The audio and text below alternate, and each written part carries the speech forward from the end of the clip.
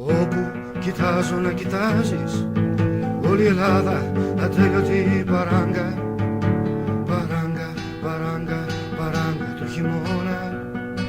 Κι εσύ μιλάς σαν πτώμα. Ο λαός στα πεζοδρόμια, κουλούρια ζητάει και λαχεία. Κοπάδια, κοπάδια, κοπάδια στα υπουργεία, αιτήσεις για τη Γερμανία. Κυράδες, φιλάνθρωποι, παπάδες, εργολαβίες, ψαλμοδίες και καντάδες. Η Ευανθούλα κλαίει πριν να κοιμηθεί, την παρθενιά της βγάζει στο σφυρί. Στα γήπεδα η Ελλάδα να στενάζει, στα καφενεία μπιλιάρδο, καλαμπούρι και χαρτί. Στέκει στο περίπτερο, διαβάζει φυλάδες με μια μισή δραχμή.